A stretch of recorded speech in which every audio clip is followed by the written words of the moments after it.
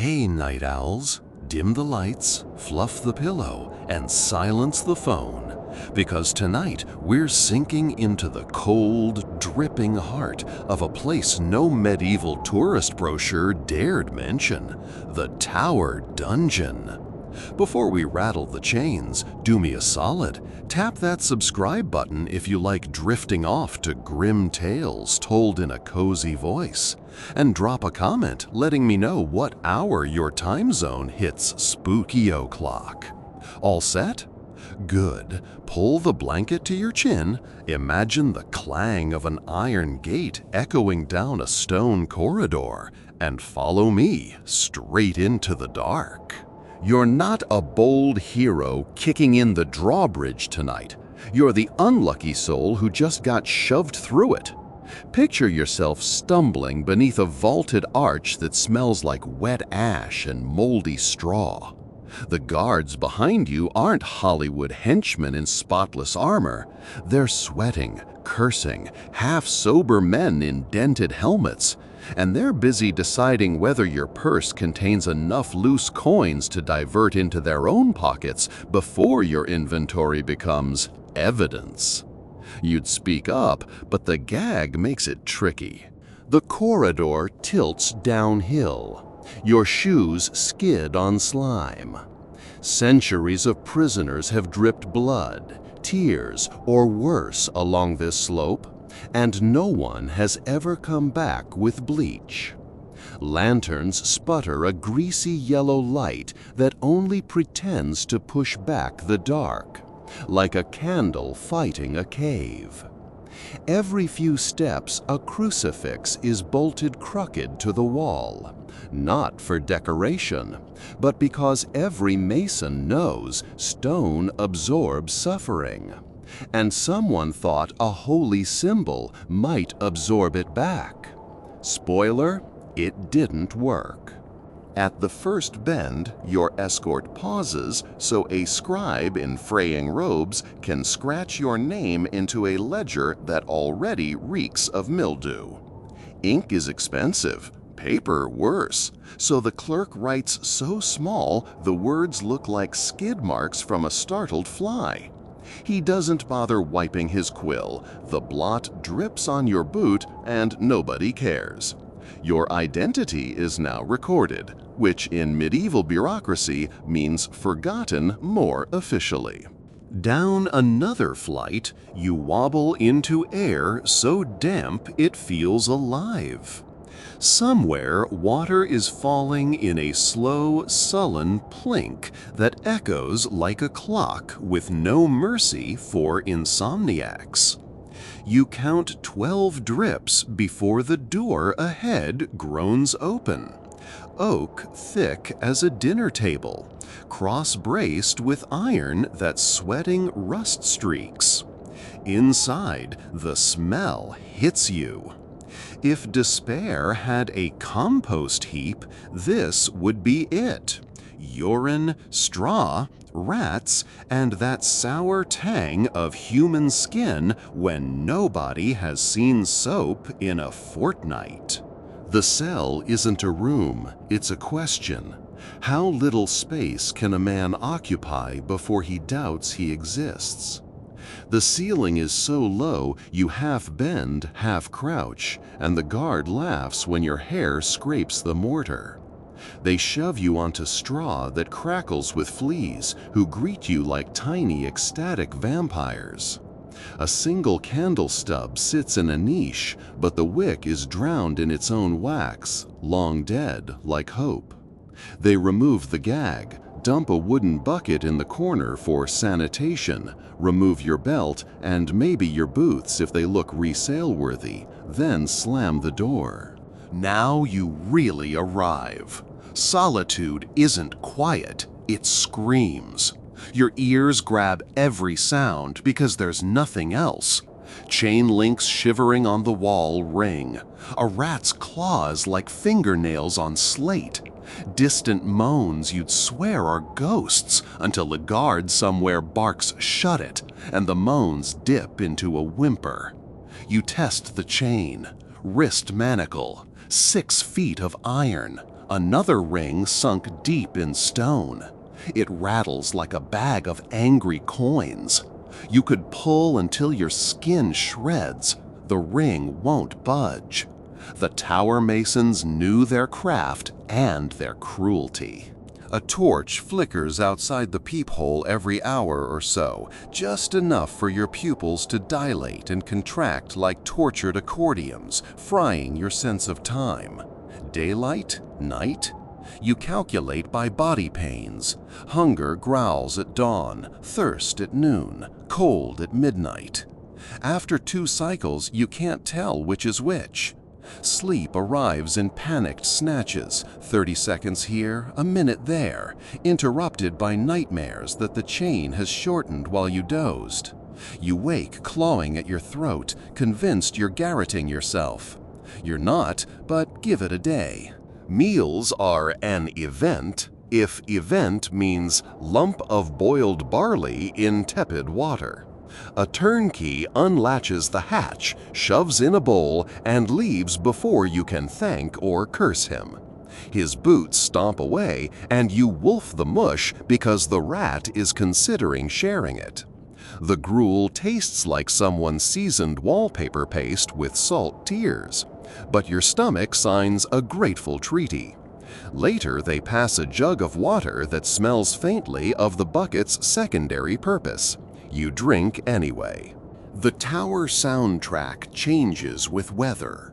On calm nights, you hear only the sea wind squeezing through arrow slits, making a low, sad flute note that sounds like the dungeon itself sighing.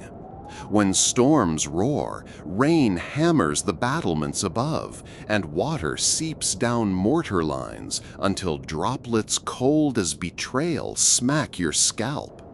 Lightning spider flashes under the door, and for a heartbeat your cell is bright as day. You see every scar in the stone, every straw shadow shaped like bones. And then darkness slams back harder than before. Days, or what you guess are days, bring interrogation. Not the dramatic rack right away. First comes paperwork's evil cousin, the friendly questions. A jailer who smells of onions leads you to a chamber lit by 3 torches, each sputtering oil like angry snakes. A clerk asks your name again, birthplace, parents' names, allies, crimes, shoe size, anything to trip you. If you hesitate, a guard taps a rod against your shin, gentle this time. You talk. Truth? Lies? Doesn't matter. They assume it's lies. You sign a confession you can't read because it's in Latin and your wrists are trembling. Back in the cell, you replay every answer, convinced each syllable will hang you. The rat forces diplomacy. You flick crumbs to him in exchange for leaving your toes alone. After an hour, you name him Sir Whiskers and spill your life story. He listens better than the clerk. At some bleak moment, you realize you hope Sir Whiskers survives longer than you. That's how low the bar has fallen. Punishments drip in like water torture. Maybe they clamp you in the scavenger's daughter, an iron frame that folds you until your spine begs for divorce. Maybe they dangle you in manacles from the ceiling so your shoulders scream with fire. Or the classic, water-filled boots and hot irons nearby as a hint of what heated metal does to soaked leather and to ankles inside it. They're careful to stop short of killing you. Dead men don't betray accomplices or pay ransoms. Despair has an odor, and you start to smell it on yourself. A coppery mix of sweat, dirt, fear hormones. You catch a reflection in a puddle, eyes sunken, beard a bramble patch, and scare yourself. Somewhere beyond these walls is sunshine, bread, the sound of market bells. But that world shrinks to myth. Your universe is 2 yards of chain swing and a ceiling so low it crushes prayers before they reach heaven. One afternoon, though afternoon is just the guard's word, you are hauled upstairs into an antechamber where light slants through arrow loops, nearly blinding after the dungeon. A notary reads a fast Latin decree. You catch only sedition, mercy, and tower. Mercy? It's conditional. Provide names or face the second degree. Second degree makes your stomach dive like a bad loot note. You say you need time. They nod, as if kindness lives here, and escort you back. But you notice the notary's quill already scratches another name into the ledger, yours, next to a date that might be your execution. Back inside, Sir Whiskers is missing. The straw is disturbed, and you spot a tiny paw sticking from a guard's boot print. Something empties inside you, hollower than the cell. You didn't realize how loud loneliness was until it went silent. Sleep now comes in bright flashes. You drop off, dream of a banquet, wake biting straw. The bucket smells like a crime scene, but you can't move it far enough. Whenever you tug the chain, the ring grinds in stone like distant thunder. Reminder, the fortress is listening and it doesn't care. On the 5th or 50th night, a whisper slides under the door. Hold on. Could be a fellow prisoner tapping code, could be imagination. You press ear to splintered wood, hearing only your own pulse, huge and hollow. I know, you're thinking, surely there's a rescue, a daring jailbreak, a tunnel with a spoon? Not tonight. Reality is slower, crueler. Some inmates rot so long their shackles fuse to bone, and when they're marched out for pardon, they limp like rusted marionettes. Others are dragged to a scaffold they see only as shadows under a hood. A rare few buy their exit with bribes, gossip, or noble relatives. You? The odds are a dice toss in the dark. And yet, people still whispered of the tower's luxuries. Compared to regional castles, it boasted stone walls instead of earthen pits, occasional straw instead of bare shale, a doctor on retainer, mostly leeches and vinegar, but effort counts. The Crown didn't want prisoners dying too soon. Information loses value when the source stops screaming. Outside, London bustles. Fishmongers hawk eels, merchants haggle wool, lovers sneak kisses under tavern eaves. They pass those looming walls and shudder, then hurry on, relieved the nightmare stays inside.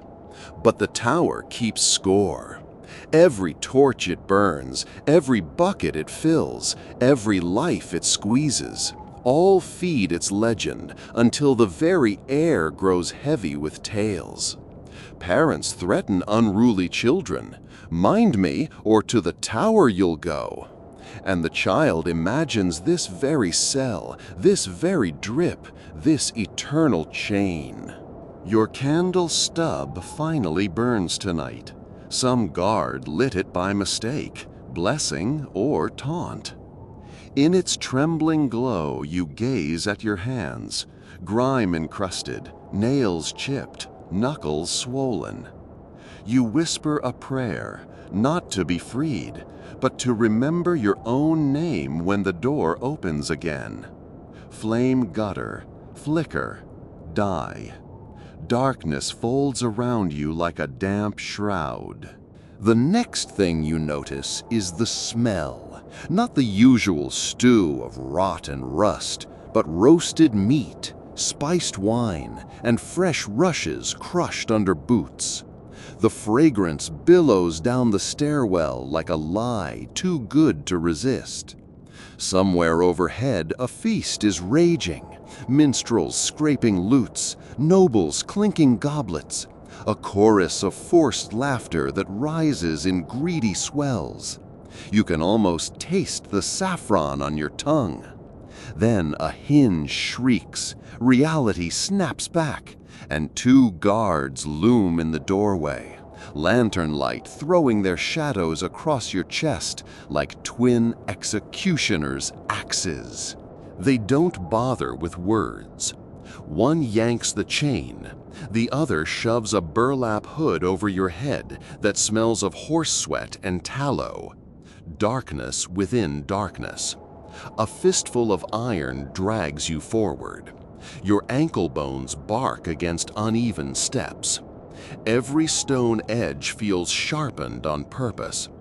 Somewhere above, a door slams and muffled cheering rolls through the tower walls, as if the revelers just placed bets on how long you'll last.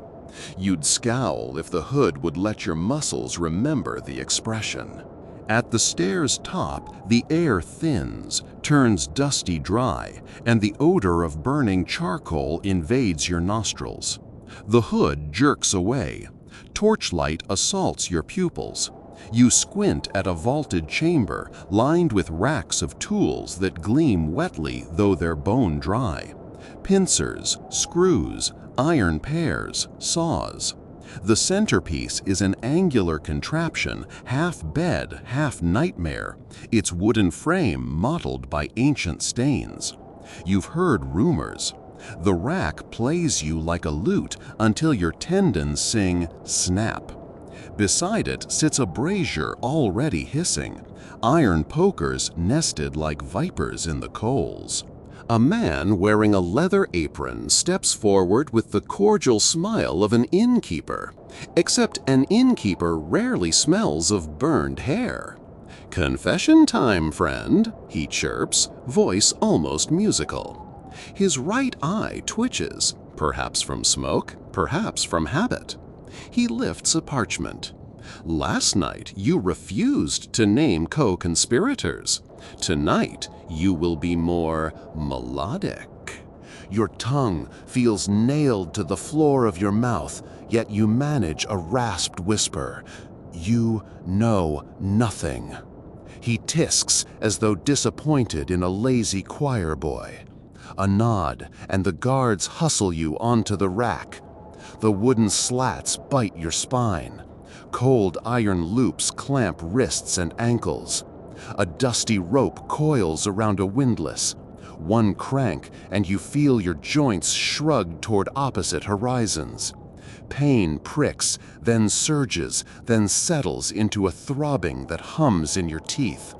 The torturer studies your face like a painter gauging light, waits just until sweat pearls on your brow, then stops turning. "Names," he says, as if asking you to pass the butter. Silence.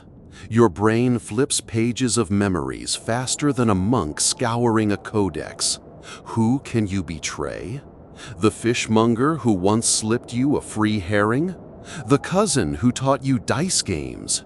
Each name appears, begs mercy, vanishes. You mutter one anyway.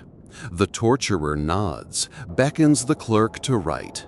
You feel shame burn hotter than the brazier. But the rope slackens a hair. Your shoulders breathe. He doesn't free you. Instead, he strolls to a shelf and plucks a cloth bundle.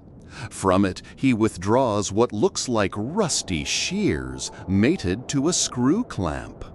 "The Spanish tickler," he explains pleasantly.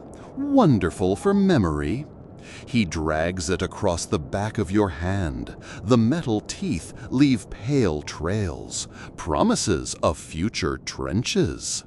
But perhaps you prefer another turn of the wheel? No? Then continue. You offer another name, someone long dead, a gamble. The clerk copies it without blinking. The torturer sighs in theatrical sympathy. "You disappoint me," he says, but the rack rope doesn't tighten. He's toying with you, reading micro flinches around your eyes, sorting lies from fear. At last he mutters to the guards, "Return him. Tomorrow we tune him tighter." Back in the dungeon, your shoulders scorch, wrists throb, skull pounds in double time with your pulse. Straw feels like shards of pewter. You curl fetal, chain scraping bone, and weep without sound because sound invites kicks. Somewhere a new prisoner screams, a high tearing shriek that hacksaw slides into sobs. You hate him for wasting energy. Moments later, you hate yourself for hating him. That's how the tower wins, turning men feral. But tonight, something different happens. After footsteps fade, the darkness murmurs. A baritone voice, hoarse yet calm, floats from the cell opposite. He doesn't whisper. Whispers carry guilt. He speaks low and measured, as if dictating scripture. "When I was a child, my father told me stars were the pinholes God left when he stitched the sky. I think he missed a few." You blink tears away, peer into blackness. A pale shape moves behind iron bars. A face lit by the glow of a contraband taper no bigger than a match. He continues, "Remind me of your name, friend." You hesitate, then answer. In this pit, barter begins with honesty. He nods, though he can barely see you. "Mine's William. Used to draft royal accounts. Numbers don't lie, but they do incriminate." He chuckles softly. "I've learned tricks to pass the night. Fancy a tale?" A tale. You cling to the word the way a drowning man clutches driftwood. William begins weaving a story of a Welsh miner who outsmarted a dragon using only a shovel and an onion. His cadence is steady, a church bell in fog. You feel your breathing match it. Pain dims, replaced by images of glittering caverns, sulphurous dragon breath, miners singing hymns to drown fear. When William pauses, you realize minutes have bled away without agony dominating every heartbeat. He teaches you prisoner's semaphore, 3 knocks for guard coming, 2 for all clear, 1 slow drag of chain across bars for tell me a story. Some of us still trade memories, he says. It keeps the tower from stealing them all. Before dawn, he has recited the psalm for courage, the recipe for almond marchpane, and the exact shade of sunlight on the Thames at midsummer. You pry open a memory of your own, your mother laughing while stirring pottage, and offer it like a coin. He says he can almost taste the leaks. At the torch change, a turnkey growls, "Silence!" But you sense he lacks conviction. Perhaps he's drunk. Perhaps he, too, craves a tale. He slams the peephole, yet leaves the corridor dark.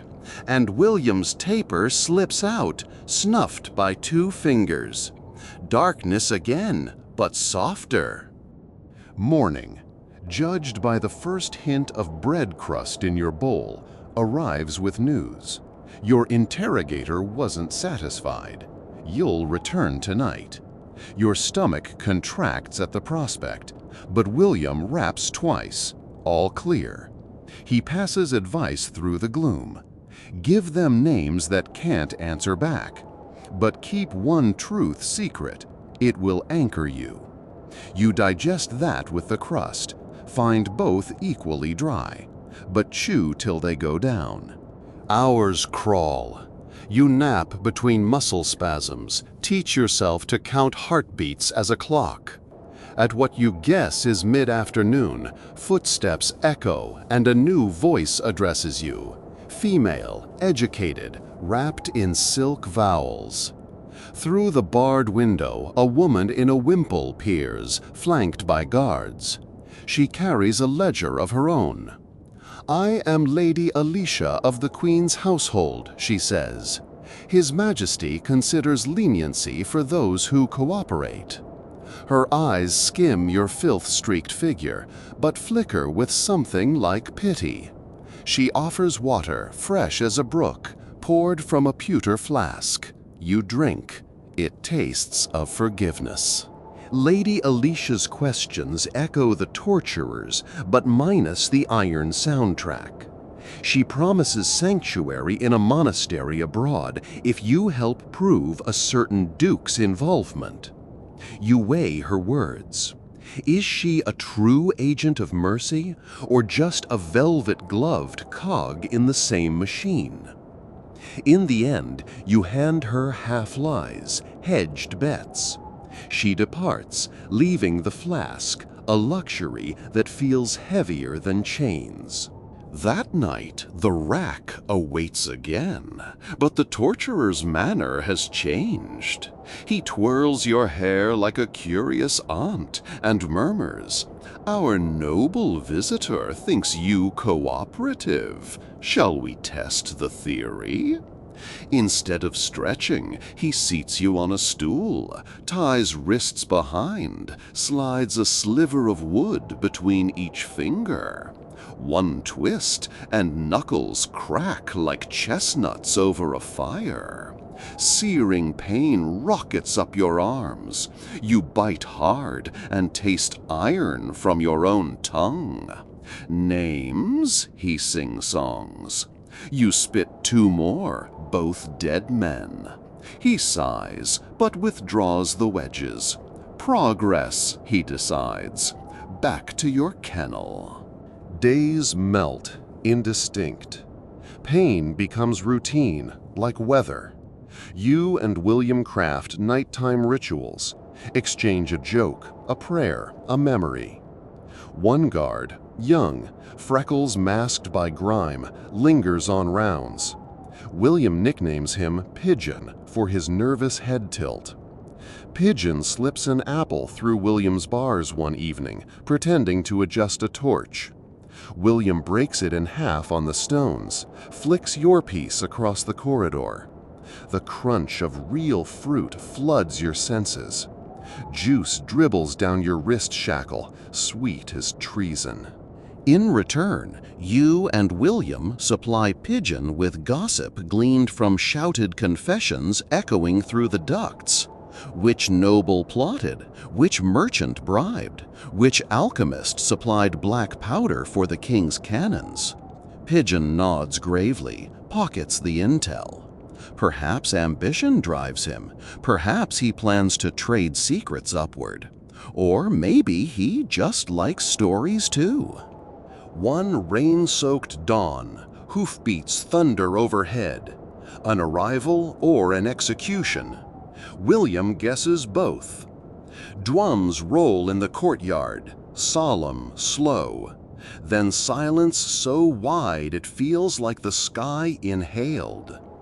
When the drums start again, they're faster, triumphant. Someone's head now rests on a pike, displayed to gulls. You imagine eyeballs glazing, rainwater pooling in sockets. A shudder crawls your spine, but an absurd thought intrudes. At least that man's torment ended. Supper refuses to settle in your guts, so you pace the chain's radius, 6-foot circle carved by desperation. As you shuffle, your toe catches on an uneven flagstone, and it shifts just a hair. You freeze. Shift it again. Underneath is a cavity no bigger than a loaf heel, but inside rests a scrap of parchment folded tight. Your pulse hammers. You glance down the corridor, empty. You unfurl the note by finger feel in the dark. Scratched in charcoal, "Trust the pigeon. Storms bring change." Change? Rescue? or deeper betrayal? You clench the note in your fist until sweat smears the letters. That evening, Pigeon arrives alone, lantern hooded. He unlocks your door, places a finger to lips. "You can't stay," he whispers.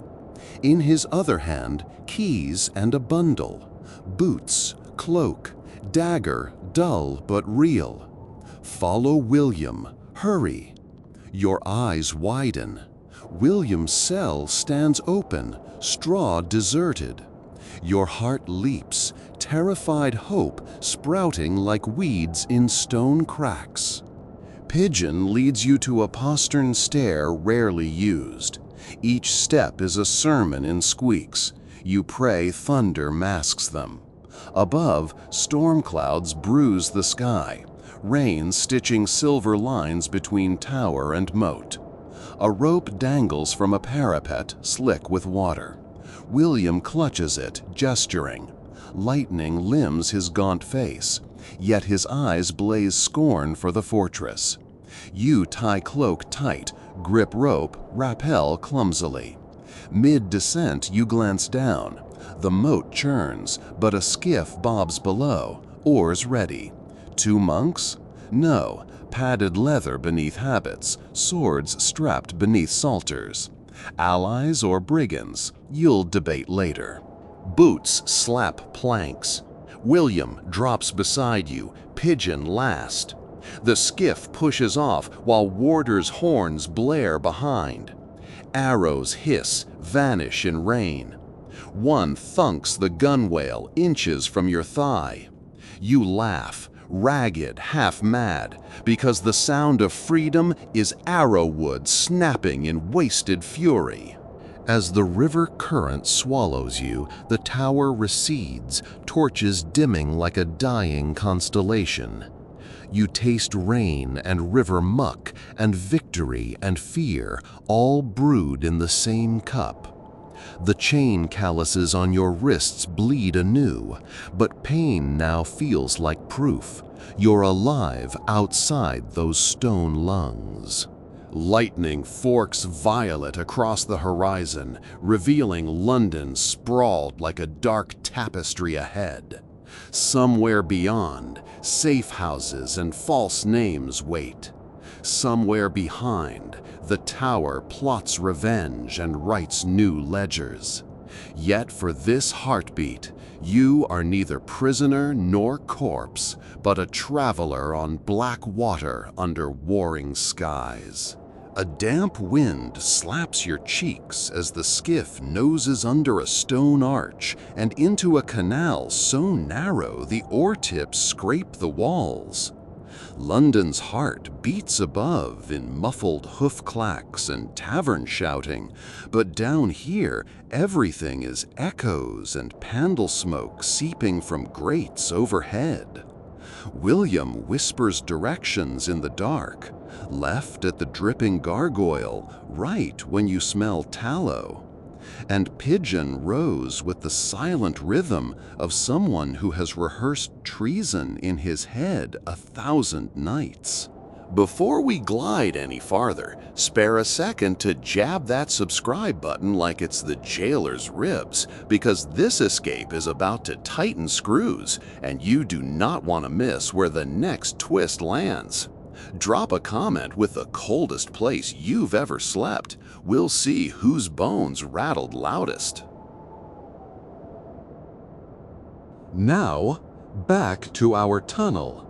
The monks who aren't monks finally beach the craft against a slime-green ladder. You climb, every rung slick, wrists screaming from yesterday's rack. A sewer grate slides aside. Rainwater sluices over your boots, washing away moat stench as you spill into a deserted courtyard behind a shuttered guild hall. William taps 3 times on an oak door. A slat opens, one eye gleaming. The password is nothing poetic, just a ledger number only a royal accountant would know. The bolt retracts. Inside waits the kind of refuge only desperation invents. Half wine cellar, half infirmary, lit by rushlights that turn every face into a bruised ghost. A dozen fugitives nest among casks, scribes, disgraced knights, a washerwoman still wearing irons on her ankles. Their heads swivel as you enter, hope and suspicion fencing across their expressions.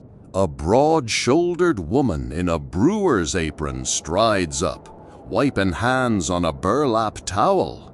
"I'm Mistress Gowdy. My ale keeps these walls paid for." She eyes your torn shirt, the blood rust on manacle scars. "Potion first, questions second." She presses a clay cup against your lips, warm nettle brew laced with honey and something pungent. It crawls down your throat like a small, forgiving animal, dulling pain just enough to make you believe in dawn. While Pigeon and William confer with Gowdy, you're ushered onto a pallet. A lanky youth, a former university medic if his Latin curses are any clue, splints your swollen fingers, wraps your shoulders in salve that smells of pine resin and mustard seed. "Keep them elevated," he orders, then chuckles at the irony. "There's no elevation here, only basements beneath basements." Across the room, the fugitives murmur about news fresh off the river. Heads on spikes, nobles arrested, a queen rumored to be under house arrest for melancholy treason. You catch fragments. Your dead men names have bought only a day's reprieve. The crown's hounds already know at least one was fiction. Every whisper paints a tighter noose. William returns, kneeling so his voice doesn't carry. "We have until sundown tomorrow to vanish. After that, the bridge wardens search every cellar." He fishes a sheet of vellum from his sleeve. Lady Alicia's handwriting, the seal snapped. She has offered safe passage on a Flemish wool barge for 2, not 3. The parchment trembles between you like a live wire. "Take it," William urges. "My ledgers alone damn half the court. They'll never let me escape. You and Pigeon stand a chance." Pigeon shakes his head before you can answer. "I swore to guard the release list," he mutters. "No one left behind." Yet even as he says it, fear flits across his freckles. Gowdy interrupts with a ledger of her own. Routes, bribes due at each gate, purity codes for plague checkpoints. Whether barge or back road, you'll need coin. She pries a floorboard, lifts a linen pouch heavy with groats. Repayment comes when one of you breathes foreign air, hears a church bell that rings in a language the crown can't tax. Lightning flashes through the shutters, illuminating William's gaunt profile. "We move before dawn," he decides. "Tonight we write ghosts into the city registry." Ghost making starts with ink. You sit at a wobbling table, aching hands clenched around a quill, while William dictates new identities. You become Jonas Fletcher, journeyman bowyer bound for Bruges. Pigeon becomes Brother Martin, novice monk on pilgrimage. The parchment drinks each lie greedily, black strokes glistening like fresh wounds.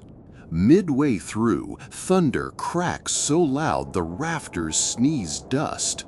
Everyone freezes, listening for boots or door splinters. Nothing, just the storm. But when you bend back to the page, your quill hand trembles uncontrollably.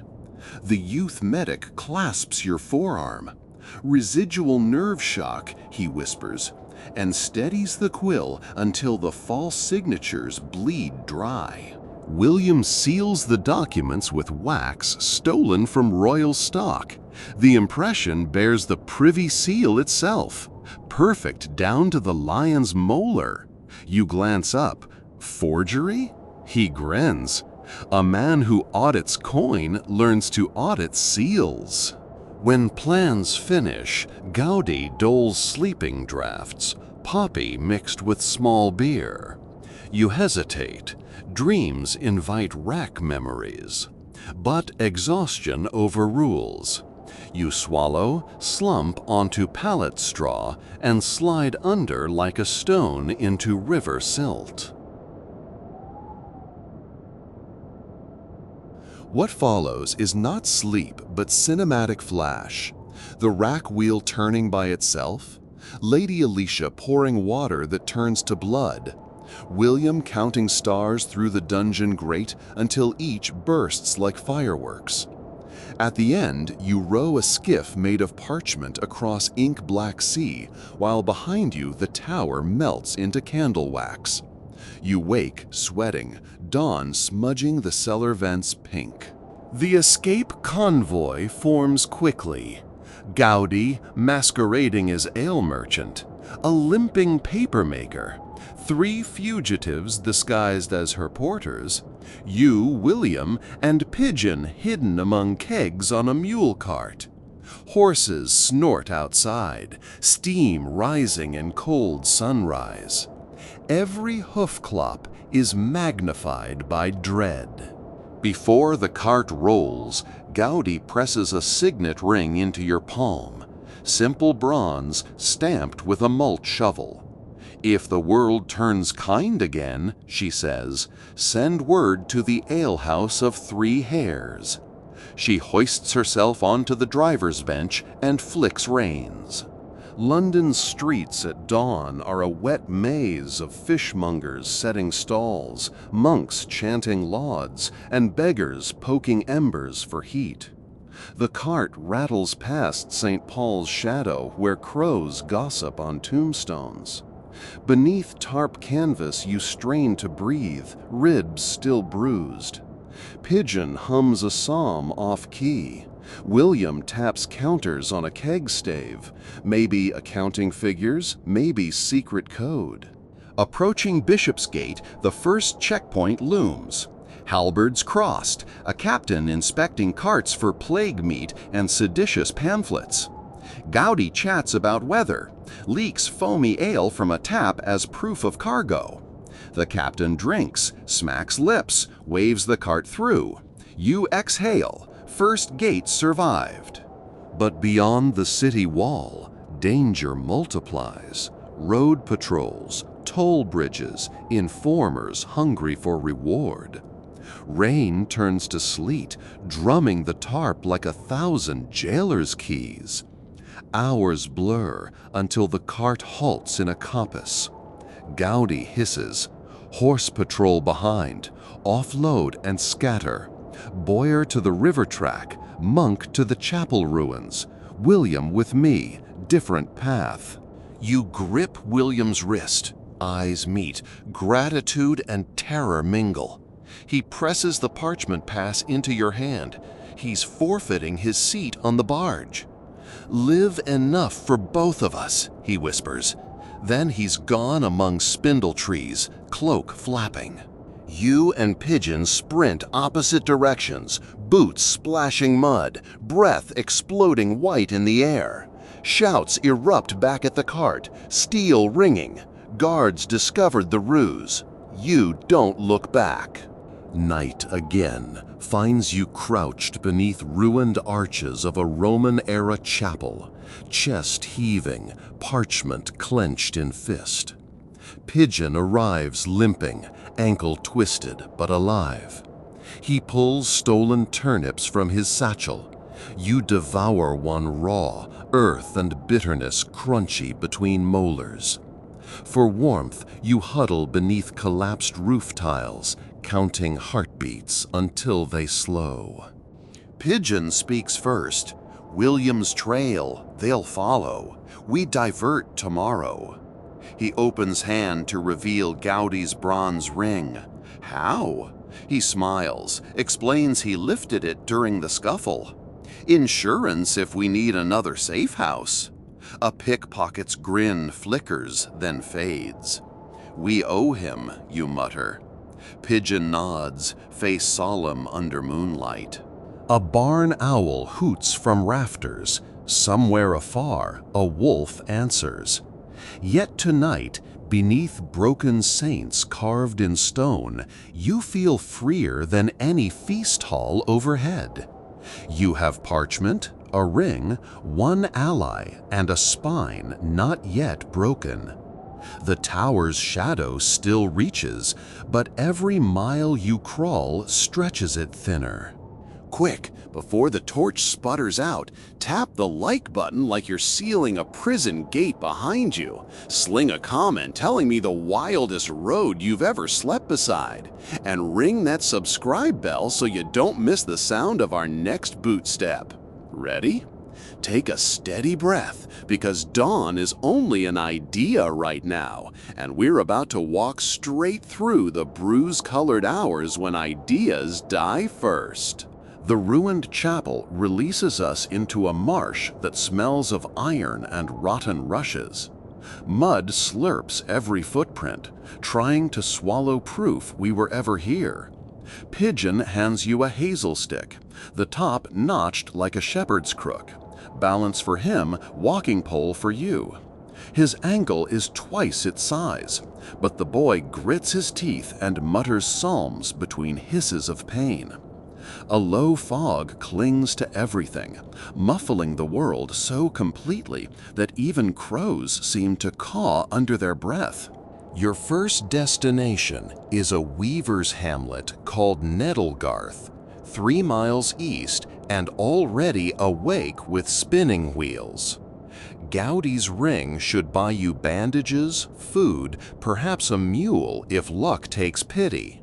Yet every mile may hide a patrol hunting William's trail. You imagine him somewhere behind, quill fingers bloody from brambles, still memorizing accounts in case he survives to reckon them. The path threads between alder trunks and bursts onto a heath alive with larks. There a horseman blocks your way.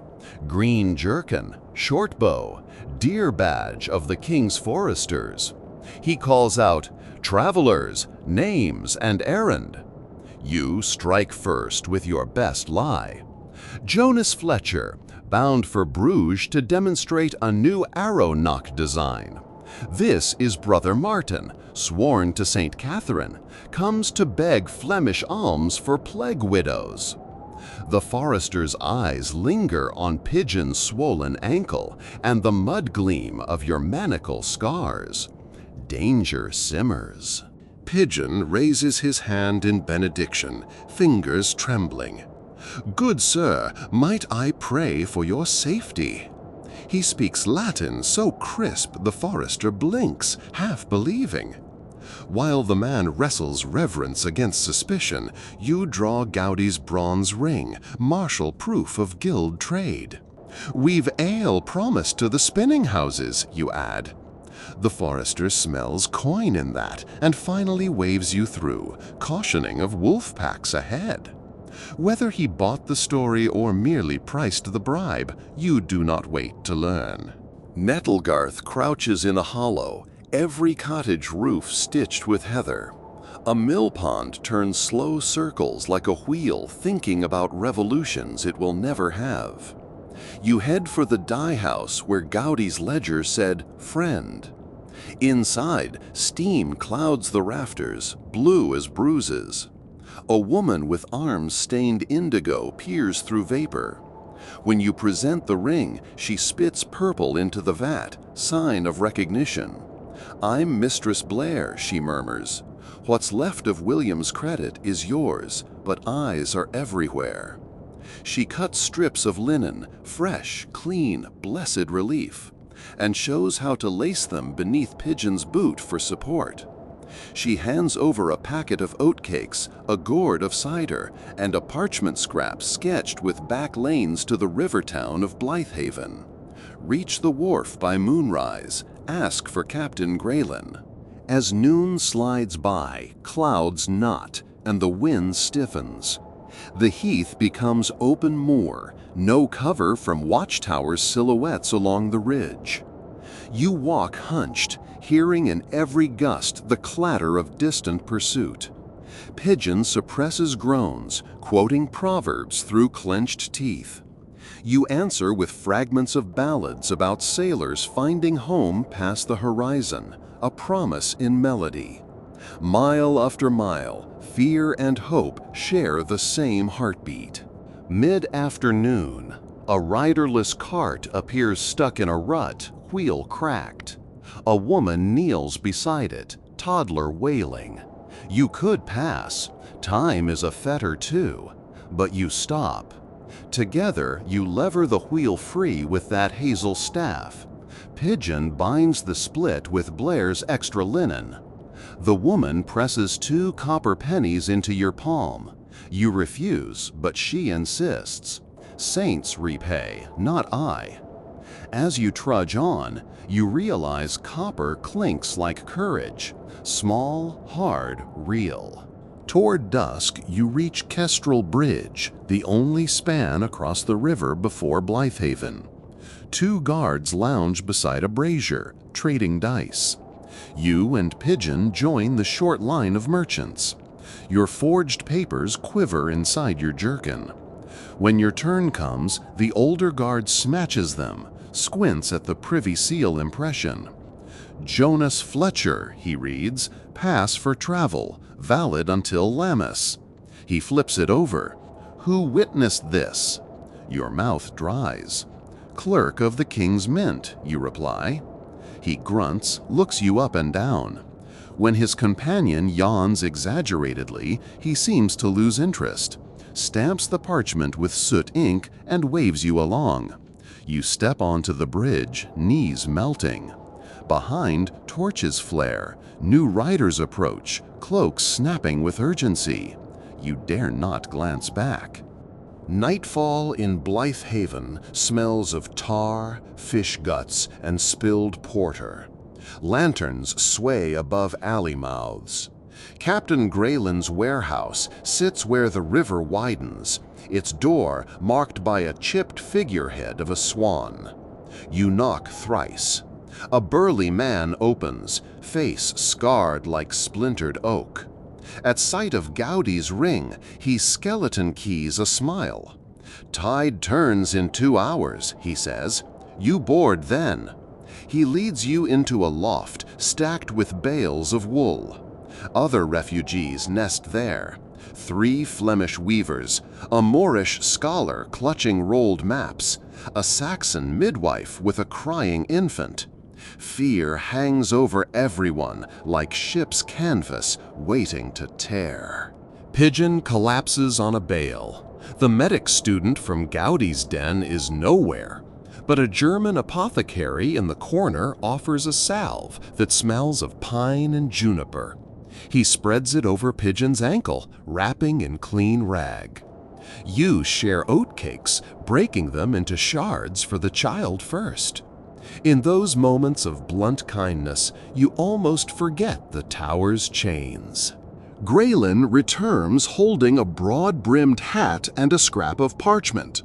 Wear this and memorize these smuggler codes. If soldiers board, your deckhands from Lübeck speak only Low German. He demonstrates a garbled phrase. You repeat until your tongue stumbles less. He nods approval. One more thing. River patrols search for a man carrying royal ledgers. Your heart spikes. He studies your face. If you've such pages, pitch them now or doom us all. You swallow, thinking of William. I carry no ledgers, you say truthfully. The captain's stare lingers. Then he claps your shoulder. Midnight nears. The warehouse doors roll open to reveal the barge. Low slung, hull tarred black, sails furled tight as secrets.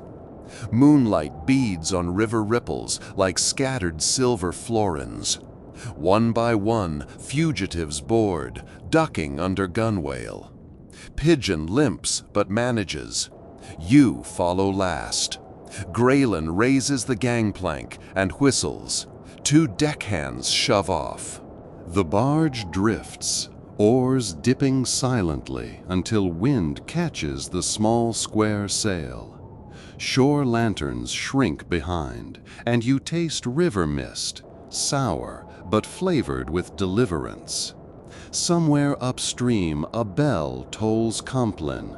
Its sound thins across water until only Oar Creek remains. Below deck, straw pallets line the hold. You and Pigeon claim a corner near a porthole. Through it, you glimpse stars halfway erased by clouds. Pigeon whispers, "We're ghosts now." You nod, though your mind still anchors to those left behind. To William crunching leaf litter. To Gowdy serving ale under suspicious eyes. To Mistress Blair's purple hands submerged in dye. All at once, fatigue bulldozes you. You lie back, letting the barge's sway become cradle. Yet sleep plays coy, flickering like a dying taper. So you count blessings instead. 2 copper pennies, Blair's map, Graylin's hat, the apothecary's salve, and somewhere ahead, a foreign shore where the tower's name means nothing. Quick favor before the prow nudges the dark beyond lantern sight. Tap that like button the way a sailor knots a lifeline. Drop a comment telling me the strangest place you've ever tried to sleep. And set the subscribe bell jangling so you don't miss a single creak of our voyage. Done? Good. Pull your cloak tighter. Taste the salt sneaking up the estuary, and follow me below where the water drums against plank walls like a warning sung in Morse. The hold smells of wet hemp and stale barley. Floorboards flex under bare feet, exhaling yesterday's river through every crack. The barge is wider than it seemed from shore, but lower, the ceiling forcing even short passengers into wary hunches. Pitch-black corners mutter with cargo, bales of North Country wool, casks of lamp oil, 2 sealed crates labeled glassware that clink too heavily for glass. Graylin's crew has wedged straw pallets between the stacks, turning commerce into temporary bunks. The Moorish scholar unrolls his maps in a wedge of moonlight, tracing coasts he hasn't seen. The Flemish weavers share a heel of rye, chewing with the slow deliberation of people who can't count on seconds. You sit near the stern bulkhead so Pigeon can rest his ankle against a beam still warm from the galley stove. Above, the deckhands pull in oars. The river current takes over, steering you down a corridor of night where marsh reeds whisper conspiracies. Every now and then, the barge shudders. Tree trunk, hidden snag, maybe just the river remembering its teeth. You count the heartbeats between jolts, pretending it's a game and not the sum of your terror. Graylin descends the ladder, ducking like a bear in a chapel. "New rules," he says, voice quiet but as solid as oak. No open flame, no shouting, no skylarking topside unless I call. River patrols sharpened since the Mint robbery. Mint robbery. You and Pigeon trade quick glances. That story will hunt headlines for years. Already it has become rumor, each retelling adding another sack of silver or a murdered guard. Graylin doesn't linger. He checks the crates, crosses himself at the crying infant, then vanishes to the wheel. Soon the dull glow of shore lights fades. Here, riverbanks blur into endless fen. A briny tang puckers the air, the tide slipping in. Somewhere aft, ropes groan. The square sail unfurls, catching a whispering wind that pushes the barge faster, farther, deeper into lawless water. You lie back, shoulder to wool bale, but sleep continues to tease. Instead, you watch Pigeon's eyes flutter open and shut, his lips moving in silent recitation. He notices your stare. "Penitential psalm," he whispers. "Better to keep the mind busy than let fear script new devils." You nod, though fear has already drafted its parchment. Visions of tower manacles, of William's ink-stained hands reaching for help through forest shadow, and above it all, the clang of a gate slamming behind you forever. A faint thud interrupts, then another. Deck planks overhead tremble under hurried boots. Voices, too many, rise, muffled yet urgent. The Moorish scholar folds his maps, eyes wide. The German apothecary grabs a pouch of vials, stuffing them beneath his jerkin. Graylin's bellow slices through the tumult. All below keep silent. The hold freezes, every chest tight as a drawn bowstring. Anchor chain rattles. A lantern glow seeps through a hatch seam. You hear oarlocks creak, then the harsh scrape of hull against hull. Another craft has come alongside. Through the porthole you glimpse a black silhouette. Patrol skiff, pennant fluttering the royal stag. Your throat goes dry. Boots clatter down the companionway. The hatch bangs open. 2 soldiers descend. Breastplates dull but serviceable. Swords belted. Short-hafted pikes for poking cargo. One swings a lantern. Its beam roves over faces, crates, ankle bandages. "Inspection," the taller declares. "Remain seated." He speaks with the bored cruelty of men who expect obedience. Graylin follows, flanked by a patrol officer whose tabard bears the mint's crossed hammers. "Merely wool, oil, and honest passengers, sir," Graylin says, adopting a merchant's oily politeness. Manifests in order. He hands over parchment. The officer barely glances before nodding to his men. They begin stabbing bale stacks, prying crate lids.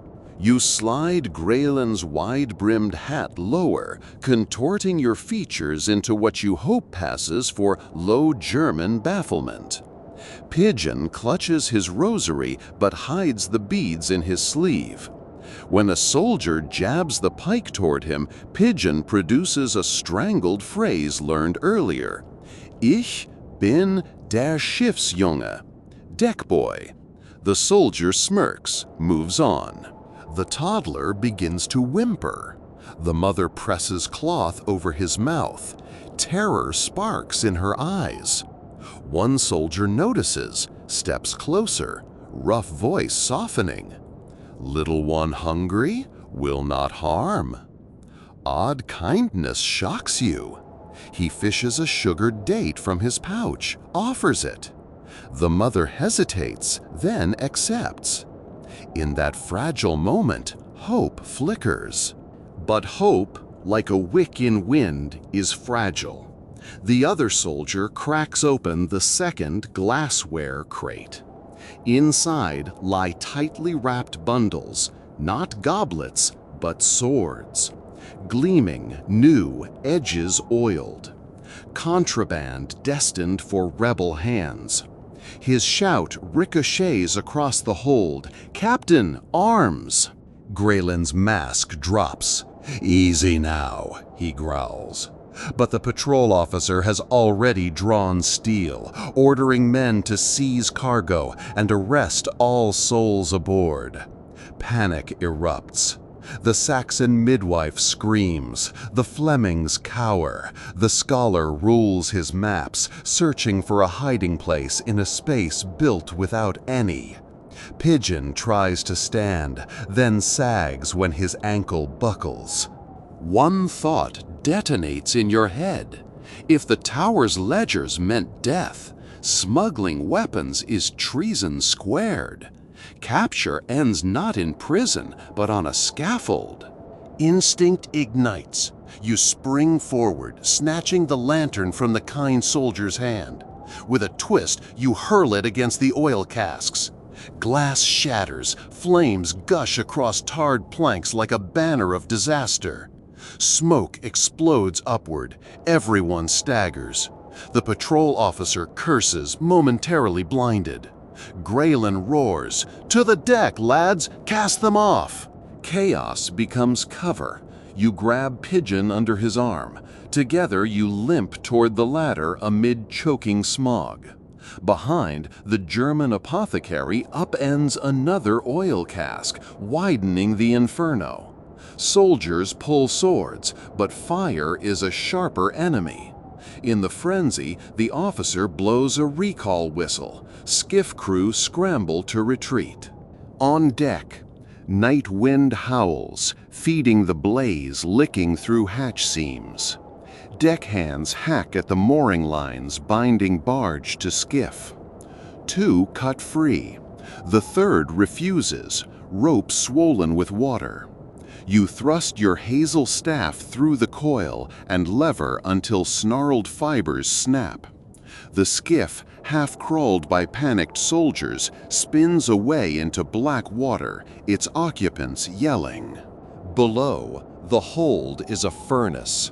Flames punch through hatchboards. Smoke funnels skyward. Graylin orders buckets, but the pump fails. "Abandon!" he shouts. "She's lost!" He swings the tiller, aiming the doomed barge toward a spit of marsh, visible as a smudge of moonlit wreaths. The refugees gather at the bow, eyes raw with fear and smoke. You tear strips from your cloak, douse them in river water, and tie over mouths. Pigeon grips railing, knuckles chalk white. Firelight paints his face hell red, yet resolve shines brighter. The hull grinds into mud. Graylin lowers a gangplank directly onto the marsh bank. You shepherd people across, mother and child first, then the weavers, scholar, apothecary, until only crew remain. The barge crackles behind, ribs collapsing inward with each hungry gust. Graylin leaps last, scorching heat singes his beard. You sprint, ankle-deep in ooze, until distance and dampness swallow the blaze's roar. Turning back, you watch the barge's mast topple. Embers vault into the sky, joining stars that couldn't care less. Pigeon sinks onto a tuft of sedge. You drop beside him, lungs still clawing clean air. Around you, refugees form a trembling circle. The toddler coughs once, then unexpectedly laughs, perhaps at the surreal carnival of sparks. The sound breaks tension. Some adults laugh too, edges ragged, but laughter all the same. Graylin stands silhouetted against burning wreck. "There's an old beacon shack ahead," he says. "Dry, defensible. We rest there till dawn." No one argues. The shack is a tumble of stone and half-fallen roof, but proof against wind. Inside, you light smuggled stub candles, their glow fragile yet triumphant. The apothecary inspects Pigeon's ankle, swollen worse but not broken, and mixes willow bark with brandy for pain. The mother nurses her boy. The weavers patch cloaks burnt by sparks.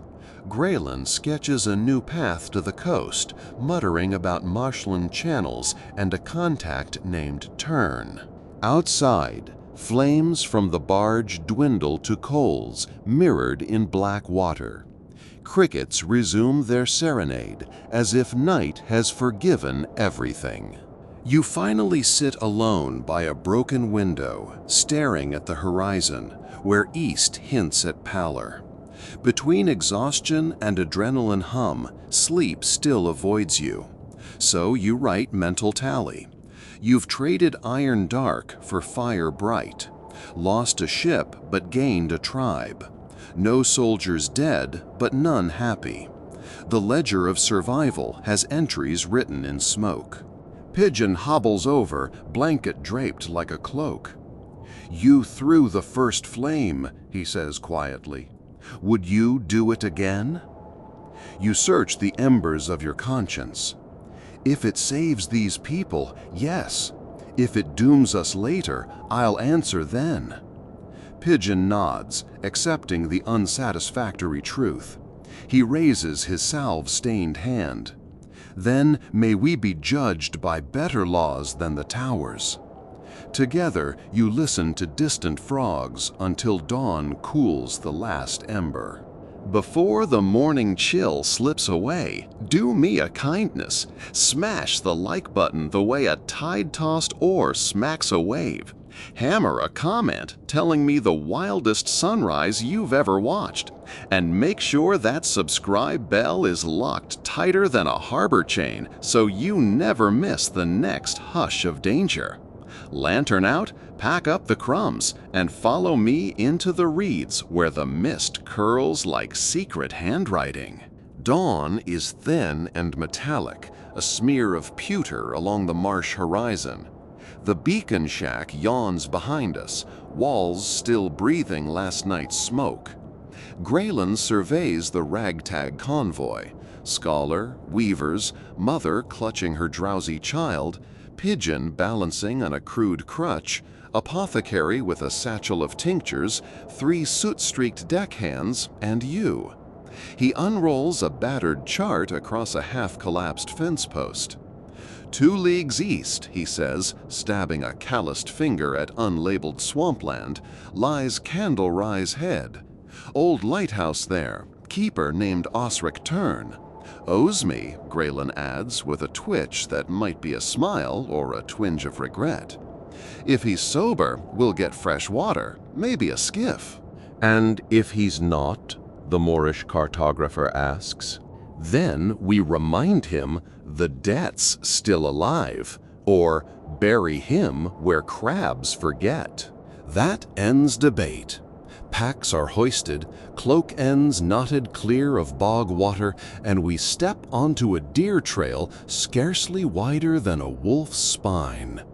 Every footfall releases ancient decay, peat, salt, drowned leaves. Reeds taller than men hush our progress, their feathered heads brushing cheeks with conspiratorial softness. Pigeon limps at your side, sweat already pearling his brow. Each stride jars his bandaged ankle. Still he hums, a low drone, halfway between him and dirge, using pain as metronome.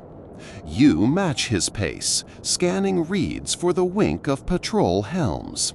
But the marsh is empty, save for frogs chanting from mud chapels and herons lifting like slow silver prayers. Not empty enough. Mid-morning, Graylin halts, palm raised. Ahead, a narrow runnel of water slices the trail. On its near bank sits a cairn of bleached driftwood arranged in an X. Graylin kneels, muttering.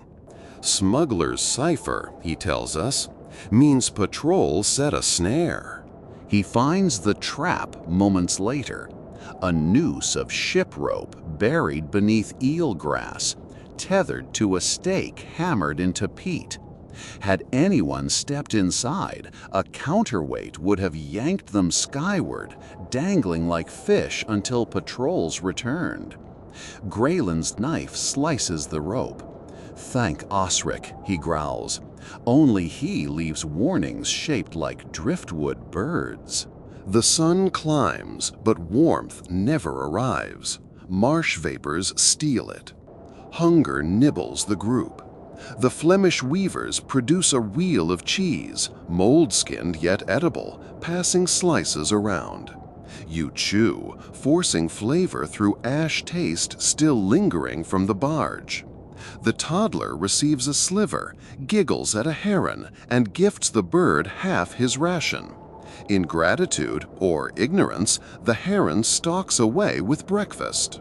By noon, we reach firmer ground where salt-stunted pines lean eastward, backs broken by sea winds. Past them, Candle Rise Head appears, a hump of granite crowned by a skeletal lighthouse, its stone base etched with guano and thyme. The keep's wooden gallery lists seaward, lantern chamber missing panes. It looks abandoned until a plume of smoke spirals from a makeshift forge behind. Graylin strides ahead, calling, "Turn, you feather-molting drunk!" An echo replies, clang clang of hammer on iron, sharp and impatient. Then a figure steps from smoke. Osric Tern, hair wild as gull nests, leather apron charred, one eye milk-clouded. He wipes soot on forearm, squints at the procession. "Thought you drowned, bear," he rasps, using Graylin's nickname. "Nearly, thanks to your driftwood tic-tac, saved us from a snare." Osric spits black phlegm. "Left it yesterday. Patrol snooping for stolen mint plates." His gaze scans us, pausing on you, on Pigeon's bandages, on the mother's child. "You brought orphans and librarians? What is this, bear, a charity parade?" "We need water, bandages, and a hull that floats," Graylin answers. "Then we'll vanish." Osric snorts. "You'll vanish after squaring the old slate. 6 barrels of whale oil you promised last winter never arrived." Graylin's jaw flexes. Before words turn to iron, the Moorish scholar steps forward, producing a silver astrolabe. "Master Tern," he says softly, "this is Persian work, star scales etched by hand, worth 3 times whale oil. Accept with our thanks." He offers the brass instrument. Osric's good eye widens. Fingers stroke longitude lines like a lover returned. After a moment, he nods. "Water's in the cistern. Got dried pollock, too." He jerks his thumb at the forge shed. "But the only hull here's my dinghy. Fits 4, no cargo. Tide pool wreck lies east. Old Norse longboat bones. Maybe bear can raise her." Graylin rubs his beard. "Timbers? Mostly sound. Tar seems rotten," Osric admits. "But I've pitch, pine resin, hemp cloth. Needs willing hands." The scholar bows. Deal struck. Repairing a centuries-old longboat tests every shoulder and shard of patience. Tucked between jagged rocks, the hull lists in brackish pool, ribs silvered by salt. Graylin directs. Deckhands lever her upright. Weavers stitch hemp cloth into seam liners.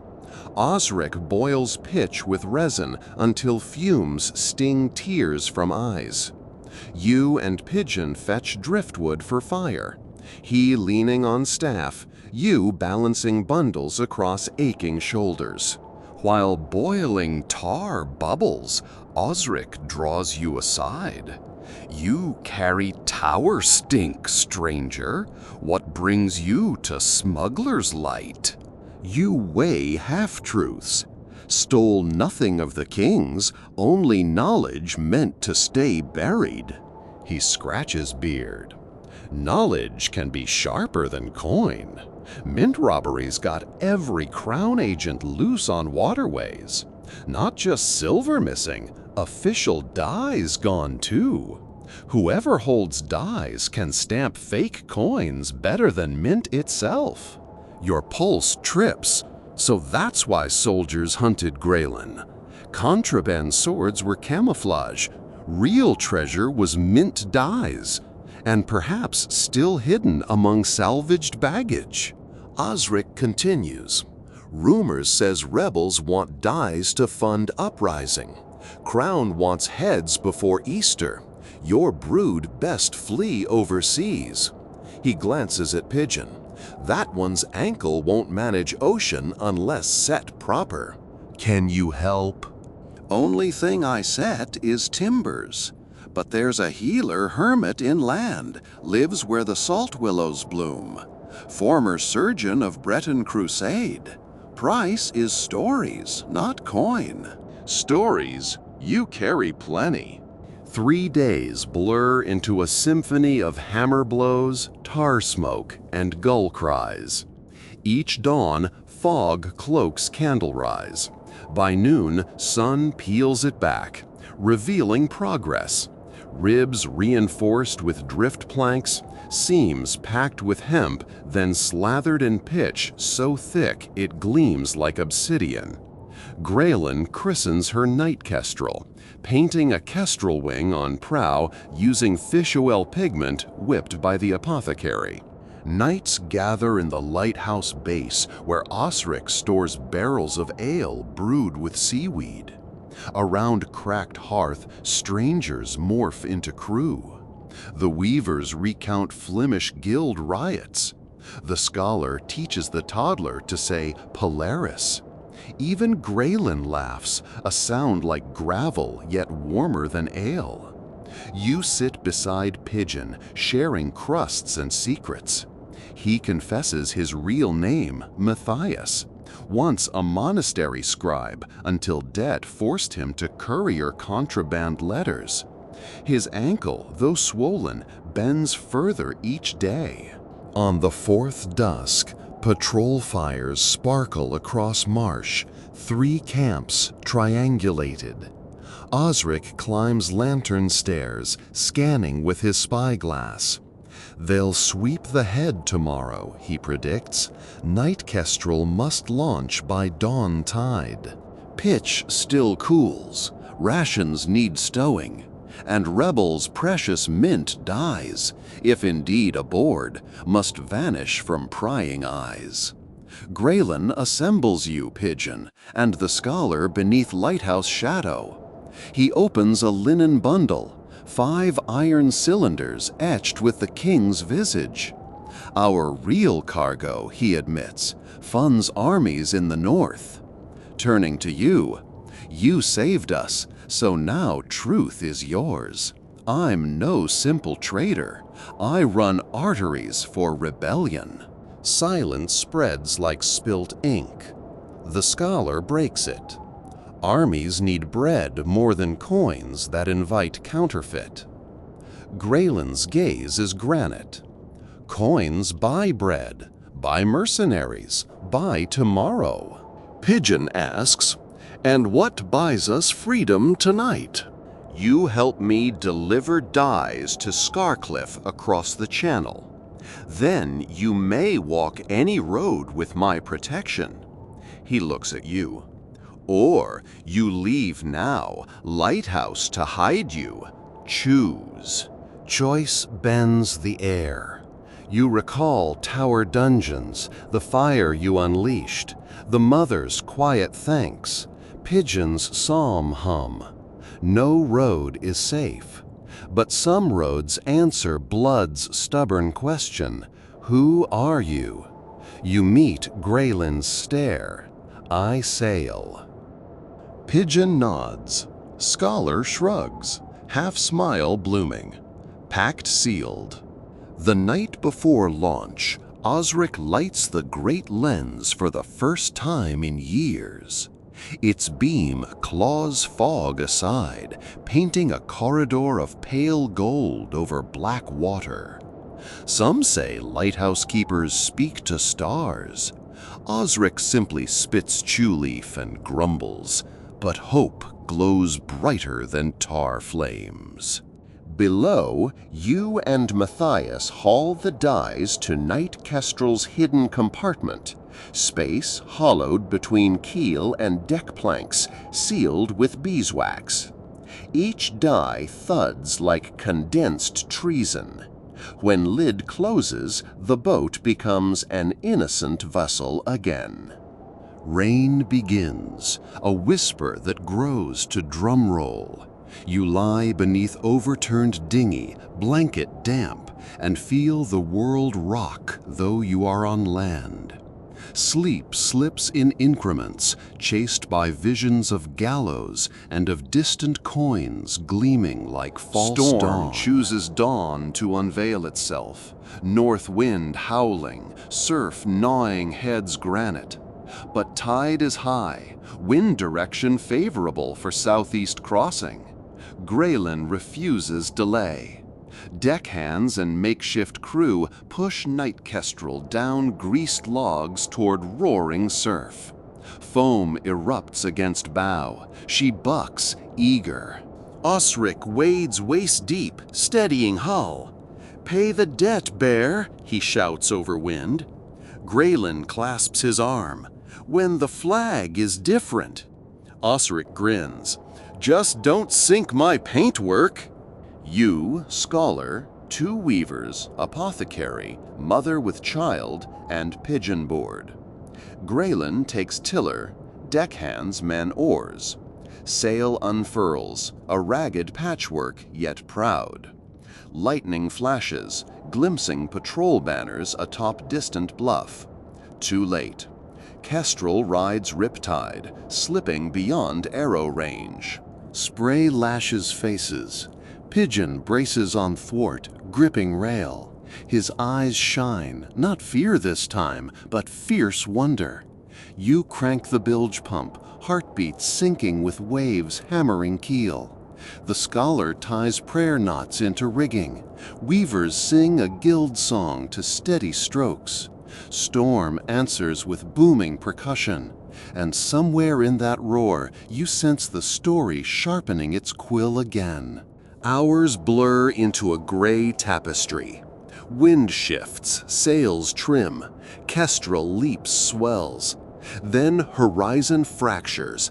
A royal cutter emerges. Twin masts etched against clouds. Hull slicing foam toward you. Patrol found another vessel, faster. Graylin's voice knifes panic. "She outpaces us. We need distraction." He glares at cargo. We follow his gaze to resin barrels lashed midships, leftovers from pitch mix. An idea sparks. You shout, "Fire ship!" Graylin's grin is wolfish. Orders fly. Deckhands loose a barrel. Scholar drenches sail scrap in lamp oil. Pigeon limps to flint tinder. Barrel overboard, sail torch jammed atop, flame blooming despite rain, a floating comet. Wind carries it toward cutter's path. When crews sight inferno bobbing like sea dragon egg, confusion reigns. Cutter veers to avoid collision. Wind shifts again. Torch barrel chases her, tongues licking hull paint. Soldiers scramble with hooks. Delay earned. Minutes count as gold. Kestrel gains distance, but cutter recovers, drawing crossbow range. Bolts hiss, striking water or biting gunwale. One shreds weaver's sleeve, another grazes pigeon's crutch, splintering wood. He stumbles, nearly overboard. You lunge, grab collar, yank him safe. Bolt buries in deck where his heart had been. Graylin roars to skies, wrestling tiller. "Hold!" he barks, as if yelling at fate. But fate wields ballast and sailcloth like runes. Cutter's prow looms again. Then salvation. A bank of fog, thick as sheepskin, birthed by colliding currents. Graylin steers straight into white abyss. Vision shrinks to mast tip. Cutter follows but slows, gunwales squealing. Inside fog, sound distorts. Your own breath echoes like cannon. Graylin whispers for silence. Crew still oars, sail slackens, boat glides ghost-like. Minutes pass, measured by drip of rain through rigging. Suddenly, muffled crash behind. Cutter's hull scraping unseen shoal. Shouts ricochet. Graylin tilts ear, smirks. She's grounded. He unfurls jib, catches hushed breeze, and night kestrel slips free of fog into widening blue. Exhaustion collapses everyone except Helm. You slump beside Pigeon, tears mix with salt spray, neither no reason. The mother kisses sleeping child's brow, whispering gratitude in Basque.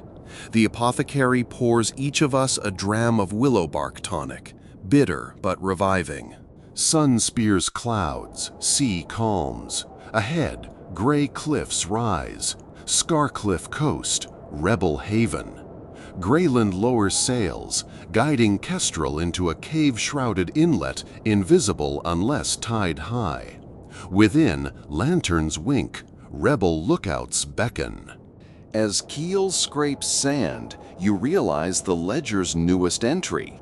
You are no longer fugitive alone, but conspirator in a war shaped by metal discs hidden under your feet. You will change coins into bread, then perhaps bread into freedom. Night kestrel settled. Graylin addresses crew. This cove is safe, but tower spies crawl Scarcliff streets. Rest, then disperse. Scholar, you'll archive. Weavers, code-weaving houses. Apothecary, treat wounded. Mother, sanctuary awaits. He turns to you and Pigeon. You two, I need at mintwork tomorrow. Dyes must carve first rebel florins by solstice. Think your hands steady? Your nod is answer. Pigeon tightens crutch band. Resolve steals his gaze. The next storm already murmurs beyond cliffs, but for once you match its hunger. A fresh ember snaps inside the forge, and before it can even sigh into ash, I need you to spark another. Click that like button till your knuckle sings. Drop a comment confessing the boldest risk you've ever taken after midnight, and hammer that subscribe bell so hard the algorithm has to send a scribe to copy the noise by hand. All set? Good. Pull the leather apron tight and follow me. The night is blacksmith hot and full of unforeseen ghosts. Scarcliff sleeps like a wounded bear, one eye half open, untrusting, growling every time the surf paws the jetty. Fog drifts in ribbons along the quays, wrapping fishing skiffs and rebel longboats in the same gauze. Somewhere up on the cliff road, a lone bell tolls one beat, two, then silence. Code that the harbor watch is changing. We have until the bell rings thrice to coax treason out of iron. Graylin marches at the point of our little procession, jaw set, cloak shredded by salt, but shoulders squared like a fortress gate. Behind him trudge the two deckhands lugging a crate that could pass for lamp oil, except everyone in this alley knows it houses the mint dyes. Pigeon, Matthias, leans on his reborn crutch, ankle swathed in fresh willow bark poultice provided by the apothecary. Each limping step taps a nervous rhythm on cobbles. You walk beside him, the fizz of anticipation tingling your palms as though the very air were a live wire about to earth through your bones.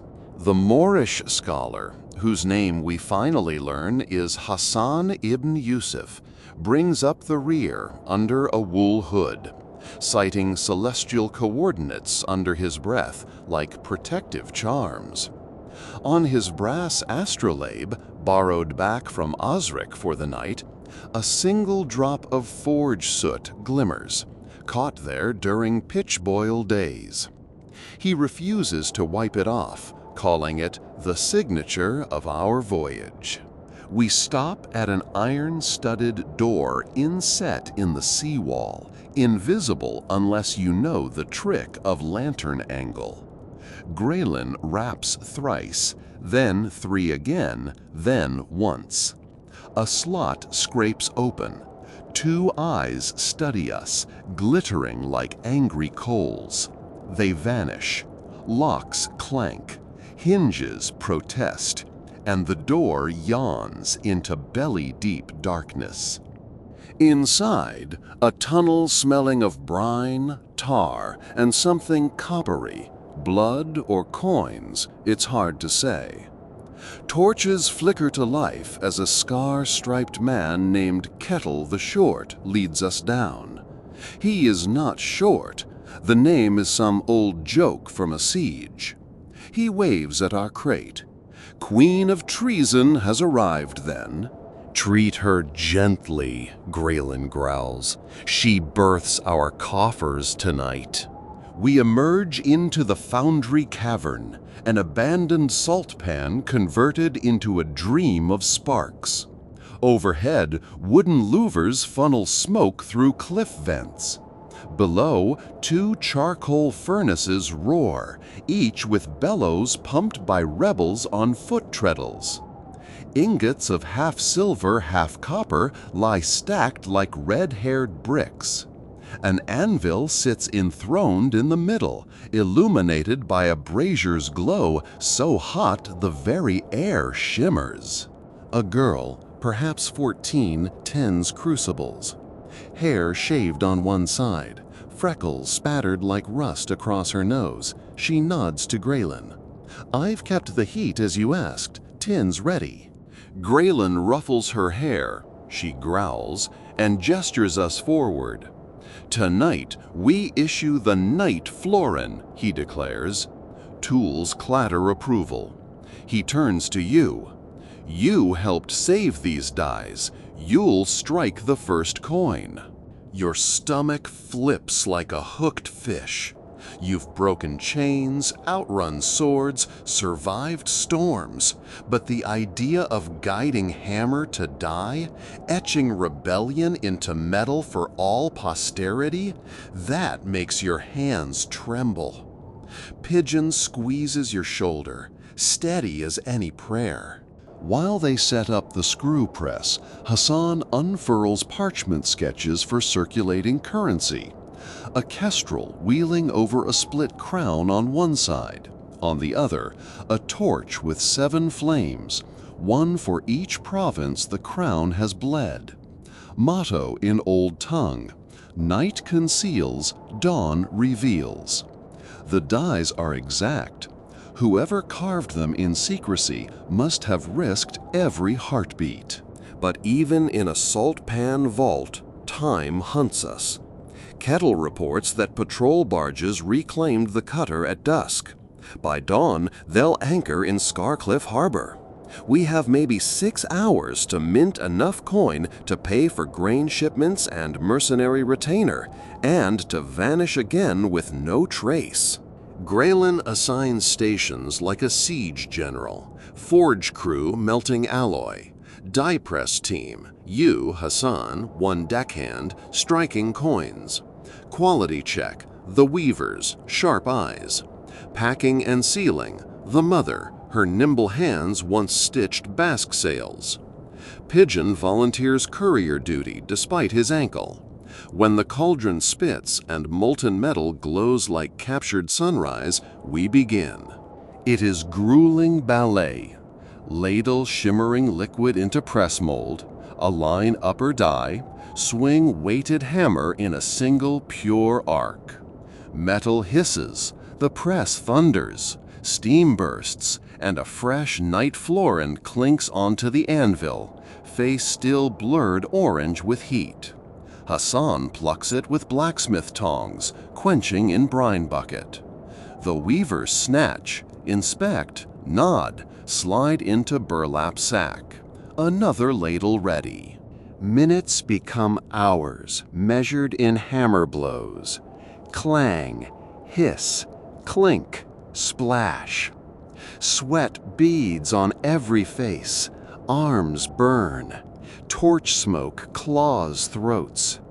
Yet there is music in it, a rhythm older than crowns, the heartbeat of people taking back breath. You lose track of time until Graylin shouts 400 above the roar. Break. We swallow water laced with ginger root to calm stomachs. Pigeon limps in, reporting patrols 3 streets over. They're searching taverns for runaways, he whispers, harbor sealed by dawn. Graylin rubs beard. We'll finish at 600, pack them into fishing casks, float them out the sea sluice. My contact aboard the cod-lugger Mist Willow will net them on dawn tide. He claps dust off hands. Strike on. Back to the forge. Your arms throb. Blisters split. Hassan murmurs verses from Andalusian poets to keep cadence. The 14-year-old girl refuels furnaces, sweat reflecting ember light like war paint. 500. 550. A scream punctures the rhythm. One rebel at tunnel mouth staggers back, clutching crossbow bolt in shoulder. Behind him, royal helmets flash. "They've breached lower door!" Kettle roars, pulling axe. Instant chaos. Graylin orders the molten crucible tipped into a sand pit to prevent capture. He grabs the crate of dyes. "Press crew, with me. We'll seal the sluice gate and drop the dyes into the inlet chute if they take the room." The weavers shove coin sacks into hollowed cod barrels, rolling them toward the sluice canal. Pigeon limps to help, but nearly topples. You drag him behind stacked ingots. "Guard the coins," you tell him. "I'll buy us time." Hassan tosses you a blacksmith's hammer, still warm with rebellion. Royal soldiers pour through the tunnel, shields up. Kettle leads a wedge of rebels to meet them, steel ringing like cathedral bells. You flank, swinging hammer into the knee gap of the first invader. Armor dense, man roars, you slam again. He falls, his comrade lunges, sword aimed at your ribs. Hassan intercepts with tongs, deflecting, shouting, "Alloys of courage!" Nonsense, but strangely uplifting. Battle surges under orange glow, sparks kissing steel. Yet numbers grind against will. More soldiers flood in. Rebels fall back to furnace line. Behind, Graylin and deckhands heave crates onto trolley rail leading to sluice canal. Crack of timber, groan of wheels rolling precious dyes. Suddenly, soldier captain strides in, plumed helm, breastplate lacquered black. He points at you. "Seize that one! Tower decrees!" 2 brutes advance. You retreat to crucible pit, now cooling, but edges still blisteringly hot. Idea strikes lightning quick. You spin, scoop handful of sand fused into half glass by spilled metal, fling it. The shards sear through air, peppering helmets, slicing exposed cheeks. Brutes howl, covering faces. Chaos buys moments. Graylin whistles, a gull call. You dive behind barrels as Hassan slams furnace door open, releasing plume of sparks that blind pursuit. Rebels retreat through side tunnel with coin casks. Forge crew sets powder charges along racks of charcoal, just small satchels meant to collapse the ceiling. Kettle lights fuse with smoldering rod, yells, "2 minutes!" Your heart kicks. You and Hassan haul wounded, bolt-struck rebel toward tunnel. Soldiers regain sight, giving chase. Graylin appears at your flank, blood on brow, but eyes fierce. Sluice gate sealed, dyes gone. He urges everyone through narrow shaft. Blowout will flood room. We sprint, as best pigeon-limped bodies sprint, 30 yards through pitch-dark passage. Blast behind. First a dull whoomp, then a thundercrack that rips air from lungs. Dust gusts, torch snuffed. Debris patters helmets. Tunnel tilts, seawater begins to trickle, then rush. Hassan curses in Arabic. Graylin roars, "Move!" We stumble into cistern chamber, moonlit pool fed by cliff vents. A rope ladder dangles to grate overhead. Exit to bluff. We move wounded up first, then child, mother. You climb after pigeon, shoulder screaming from clash. At top, star-streaked sky greets you. Waves boom against rock below. From vantage, we see forge cliff slump, smoke belch from vents, then drown as seawater floods. The royal patrols in harbor will notice soon, but we are already ghosts in the wind. By dawn's bruise purple, mist willow slips from harbor mouth, gulls escorting like raucous triumph. Her hold hides 6 casks of cod, 2 actually stuffed with night florins. Captain Briola, a wiry woman with laughter lines carved by storms, shakes Graylin's hand. Coins'll reach Grain Coast before equinox, she vows. You stand at rail with Pigeon nursing sling-bound arm. He whispers, "Told you I'd courier." You laugh, wind-snatching sound. The scholar charts course by daylight, astrolabe gleaming. The weavers share tea with the freckled furnace girl, now adopted into their guild of silent stitches. The mother and child sleep below deck, cradle rocked by waves kinder than any crib. Graylin joins you. Tower will brand us phantoms, blame the sea, he muses, but coins will speak louder. He opens palm, revealing single night florin he saved from flood. He presses it into your hand. First strike, proof the night belonged to us. You study silver copper disc, kestrel mid-dive, crown split beneath talons. Edge still bears faint hammer groove you left. Warmth radiates not from metal, but from story forged into it. Every blister, every shout, every impossible choice hardened into a token of dawn. What now, you ask? Now? Graylin stares east where sun ignites horizon. We breathe, then we sail farther, carry more fires. He places calloused hand on your shoulder. You in? You glance at Pigeon, at Hassan reading skies, at crew stitched together by fear and grit. Your answer needs no breath. It beats in pulse, rings in coin. Mist willows sail billows, catching first light. The journey ahead is riddled with patrol cutlasses, mutiny of storms, and betrayals uncounted. But for the first time since Tower Stones closed behind you, the future feels like a smithy. Dangerous, blistering, but malleable beneath conviction's hammer. You slip the night florin into inner pouch, close fingers around its promise. Somewhere inland, common folk will trade bread for a coin bearing a bird no mint ever sanctioned, and they'll whisper of rebels who struck silver under the sea. And maybe, just maybe, they'll sleep a shade less afraid. If that final hammer blow rang true for you, slam the like as though you forged it yourself.